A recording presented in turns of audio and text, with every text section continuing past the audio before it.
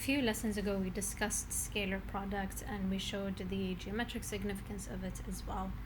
Now we move on to another very important operation with vectors, which is a vector product. And from the name itself, we can expect what we get from a vector product. So it's also called a cross product because of the cross that we use to symbolize the operation. So, and it's only done on 3D vectors. So keeping that in mind, it does not work for 2D vectors. The reasons for this goes a bit beyond the course. But the idea is that when I take the vector product or the cross product of two vectors, the result is going to be a vector. So quite easy to remember from the name. We know scalar product will give you a scalar and vector product will give you a vector. And as with scalar product, we will discuss the geometric significance of vector product and what do they mean and how we can use them. So if I'm given two vectors in component form, you can directly calculate the vector product. Now the calculation seems a bit weird and a bit random. If you understand matrices, then this will make sense. You are given the formula in your data booklet, so it's a bit easy to follow, but make sure that you copy and paste the components correctly, especially this middle part. So here's how I understand or how I do the calculations without having to memorize this, but I would recommend going through the data booklet. So the idea is you are creating a new value for the I, j, and k unit vectors here. So if you want to know the value of the I component, you hide the first two here, and then you focus on these four values.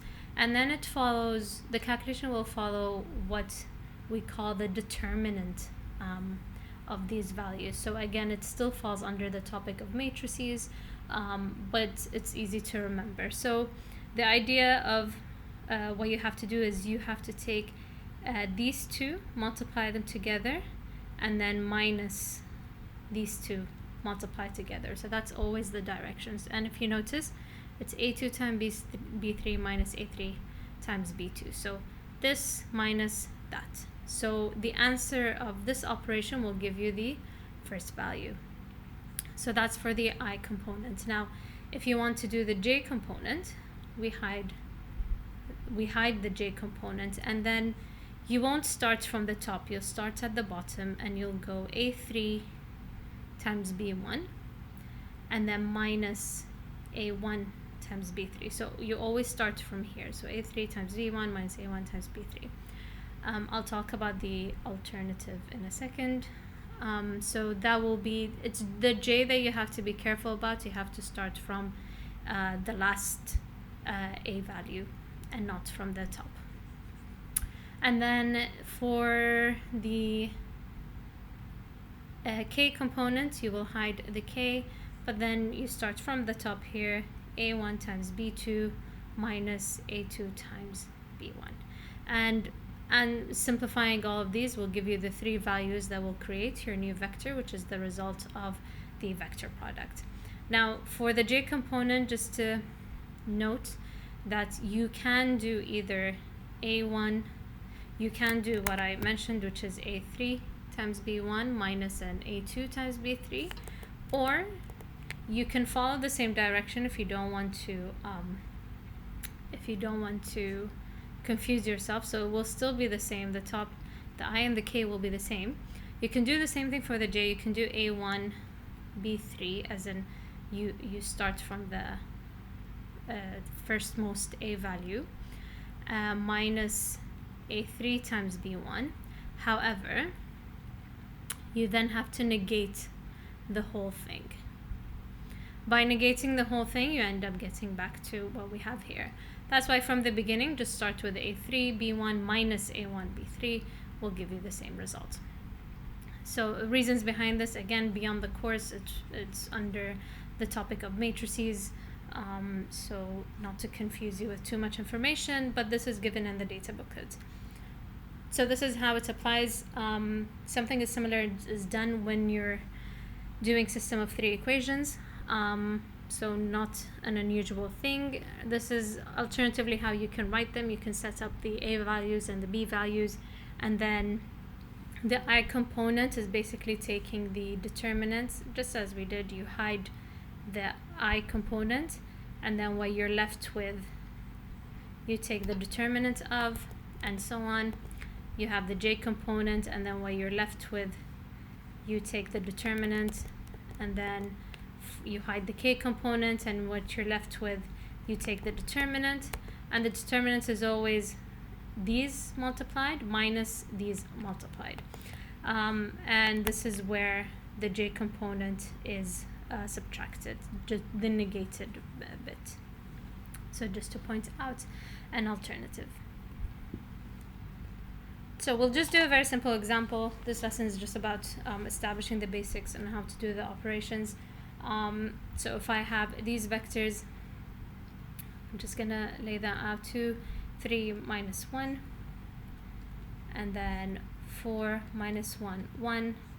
And I would highly recommend that you take your time when doing cross product in the beginning until you're comfortable with the operations. You do not want to mess up a single negative, and then it will ruin the rest of the calculation. So take your time with these, double check, take the extra few seconds to double check the calculations, just because this is easily where students tend to mess up. So let's start with, I'm going to lay them out. I usually do it in my head, but only start doing it in your head once you're comfortable. So for the I component, again, I'll hide this, and then I'll talk about taking the 3 times 1 minus the negative 1 and negative 1. So let's do that. So I have the 3 times 1. So imagine I've hid this. I'm going 3 times 1, and then a minus. I'm putting everything in brackets just so I don't mess up with my negatives. Then for the J component, I'm hiding this middle part, and I'm starting with the negative 1 here. So negative 1 times 4. So imagine we're going cross here, minus a 2 times 1. And for the K component, again, imagine I'm hiding this last part. I'm left with 2 times a negative 1 minus 3 times 4. So notice how I put the minus first and then I deal with the next few numbers just so I don't mess up the numbers. When you simplify this, again, careful with the negatives, especially here. You have a negative 1 giving you a positive 1, but then you have the negative back here again. And this should simplify to a 2 minus 6 minus 14. And that's the vector product of these two vectors. So a few things to notice and important to point out. The vector product of two vectors is another vector, and the significance of it is that that result gives you a vector that's perpendicular to both your vectors. So if I consider this 2, negative 6, negative 14, it will be exactly perpendicular to A and also to B. So this is a very important, significant result. We've dealt with perpendicular vectors before. We talked about what their values would be. So this is a nice fact to have, or a nice result to have from a calculation. Now, if I take the magnitude of a vector product, this is what the formula is going to be. So it will be once you have the vector product, you can easily calculate it as the magnitude of A, magnitude of B, sine theta, where the theta is the angle between the vectors.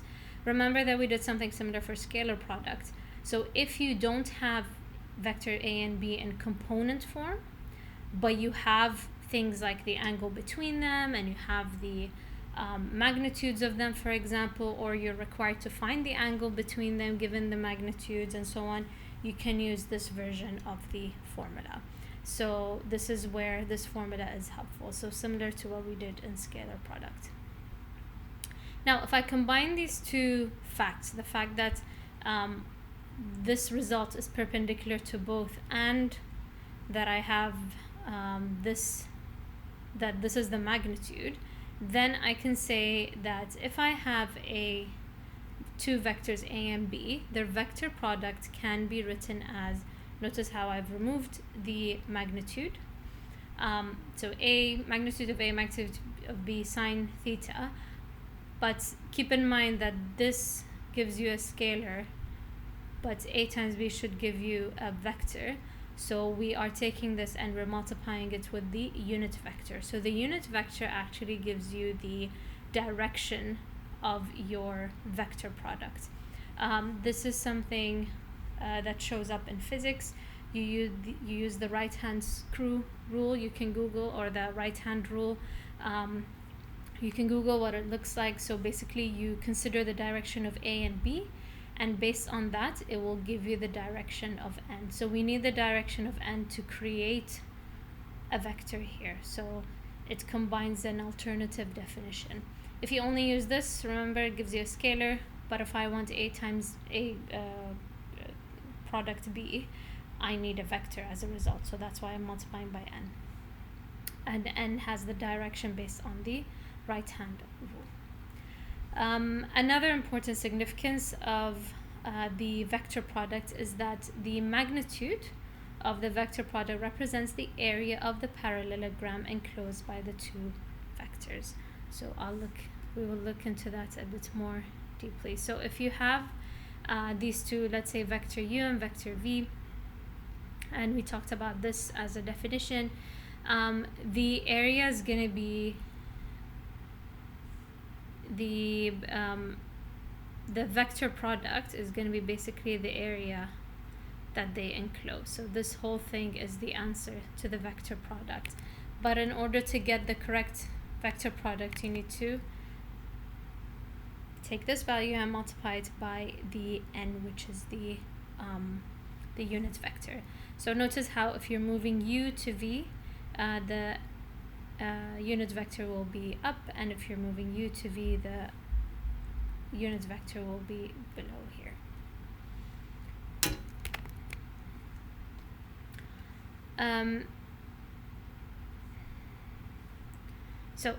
As we mentioned, the answer to the vector product gives you a new vector that's perpendicular to both, and you can use the magnitude formula in the direction of n as well, will give you the same result. But notice how you have a different direction based on which direction you're multiplying. So u times v and v times u will be slightly different. So because of that, we say that the vector product is not commutative, which means if you switch them around, it will give you the same values possibly, but they're negated. So keep that in mind. It's not like the scalar product where if you swap the numbers, that's fine. If you do 1 plus 2, 2 plus 1, that's fine. That means they're commutative. In vector product, they're not commutative. So these are some of the properties, and the proof is left as an exercise. So as you said, A times B is not the same as B times A, but if you want them to be the same as B times A, you have to negate the values. Another thing, if you have 3 vector products happening at the same time, you can take any 2 first and then do the third one, that's fine. But again, keeping them in the same order, A, B, C, A, B, C. If you have a scalar, you can take the vector product and then multiply by the scalar, or you can do the scalar with one of the values, either A or B, and then do the vector product. But do not distribute the scalar. That's not how it works. So consider A and B as numbers, or it's x and y, and then you have the scalar. You would never give the scalar to both x and y. You give it to one of the letters. And if you have an operation such as addition or multiplication, you can actually distribute. So you have a times c and a b times c, but I think you can immediately tell that this will be much easier to do than this. So as a diagram, a times b gives you the this is the vector that's the answer that's perpendicular to both a and b. And if I take the magnitude of this a and b, it will give me the area of the parallelogram that a and b form. Do pause the video, have a look at this proof. This is a nice one and a nice fact that you can use. So if you have two non-zero vectors, and if it's given that they're parallel, then their cross product is 0. So that's a fact you can use. For example, if you end up solving something and it gives you the cross product as 0, then you can conclude that A and B are parallel. Or if a question says show that vector A and B are parallel, you can take their cross product and show that it will be equal to 0. So this is a nice fact to have, but it's important to understand the proof as well. So have a look at that.